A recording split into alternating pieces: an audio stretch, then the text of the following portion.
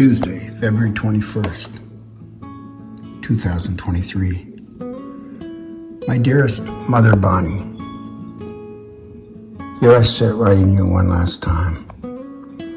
Of the hundreds of letters I have written you over the years, this letter will mean more to me than it does to you, because your journey here has ended. Dix told me they extended this writing opportunity for the grandkids and little ones. I jumped in that line because it seemed I was that little boy again trying to find a way to comfort his mother. The reality is that now I'm a 70-year-old man trying to comfort that same child inside me. You know, Mom, as a child starting school, I feared being away from you. This insecurity was created at an early age, undoubtedly, partly, from all the juggling that my sister, brother, and I participated in going from one set of grandparents to the other. It wasn't anyone's fault, but a necessary development for you to get an education and skill set that allowed you to earn a living as a nurse. My sensitive makeup and personality complicated what was happening to us in my insecure, confused little mind, making it hard for me to understand what must be at that time. Those moments in part created this anxiety in me as I was leaving you every day for school. As I look back, it may have been I was afraid you wouldn't be there when I got back home. That is why I cried every day, leaving you to go to the early grades at Washington School.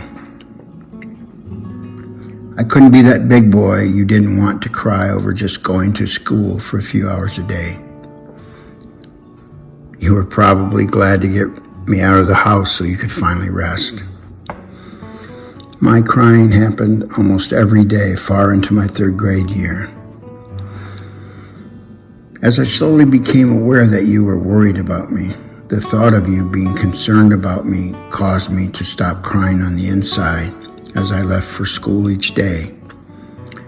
The fear was still inside, but I busted my guts not to show it on the outside, so you had one less worry on your plate.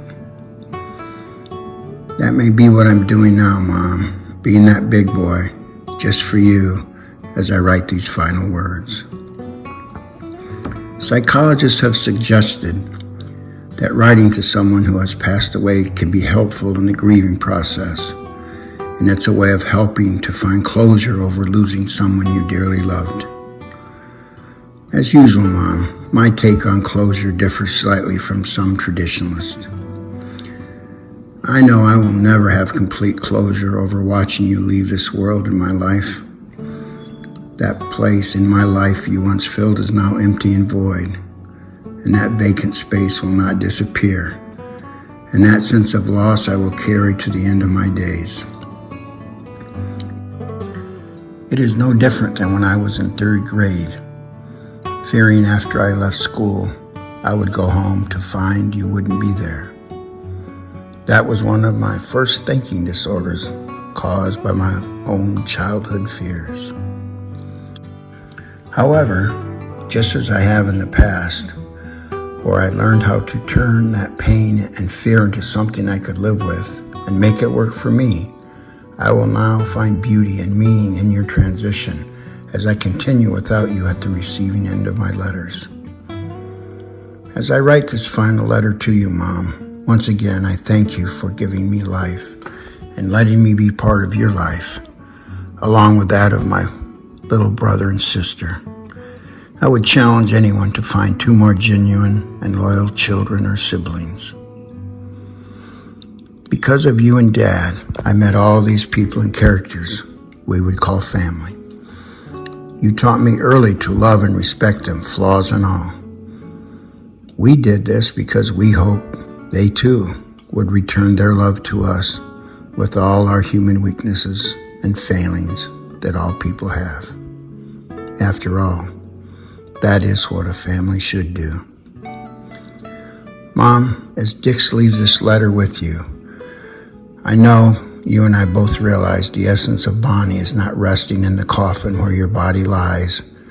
For those who want to honor your life and your final wishes in this familiar cultural ritual, your essence and final resting place isn't a plot under a headstone in Riverside Cemetery. I have learned to accept the idea that those we genuinely love never leave us if we don't forget them. I can't forget you, Mom. Your footprints are all over my soul. The part of your essence you shared and left with us is part of every family member or friend willing to discover this gift of empathy you offer to everyone. Your example of showing compassion to me and others made me realize that part of you will always be with me. Whether I was in third grade in Iowa many years ago or an aging grandfather in North Carolina today. It is up to all of us to nurture the spark of empathy you left us through your example and share it with others. My dear mother, the beauty of what I learned from you, just from being part of your life as a child and in our many discussions and communications over the years, is that no matter our shortcomings, I or anyone else can still show kindness to others. No matter how many times in our lives we miss the mark, we can still be willing to walk a mile in someone else's shoes instead of perceiving others with bitterness and self-righteous judgment.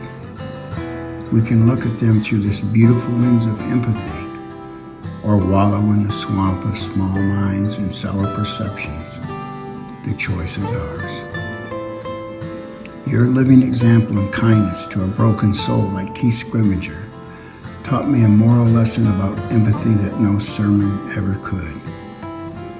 Mom, your empathy for others and part of your essence is something I carry with me today and to my last moment, and I will always hold them dear. I can't count the number of ways I will miss and remember you, but I will be a big boy and not let that fear control my mind as your bodily presence leaves me this final time. Everything you have imparted to me over the years will trigger some thought or memory I have stored inside of me.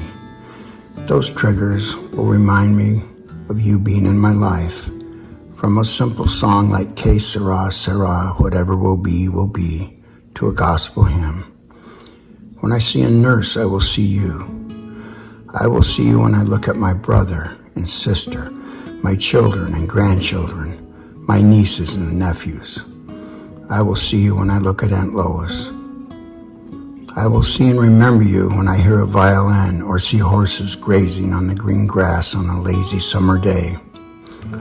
Your unique laugh will remain in my memory as you slap your knee with glee. What a great lesson you left me on how easily you could laugh at yourself. I will never forget. I will remember the pain you endured, whether it was a story from your childhood or what I witnessed in your life at times being your child.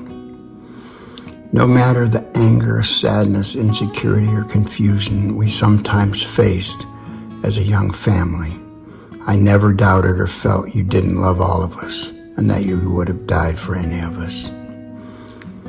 You never had to apologize to me for anything, being worried that something you did caused me pain in some way, because my love for you was larger than any human mistake you could ever make. I hope you have finally found that same empathy for yourself that you poured so graciously on us all our lives. All that little boy walking to school so many years ago with tears in his eyes ever wanted was for you to love yourself as you loved me and forgive yourself as you forgave me. Peace, love, and forgiveness. Your son, Bob. Just looking for something. But you needed me for something? Well, Evelyn sent Mother a thing that said, God said, it's the name of it. I said, God, I hurt. And God said, I know. I said, God, I cry a lot. And God said, that's why I gave you tears.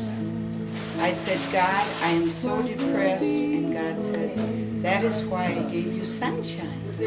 I said, God, life is so hard. And God said, that's why I gave you loved ones like Bob. I said, God, my loved ones died. And God said, so did mine. I said, God, it is such a loss. And God said, I saw mine nailed to a cross. I said, but your loved ones live. And God said, so is yours. I said, God, where are they now? And God said, mine is on my right, and yours is in the light.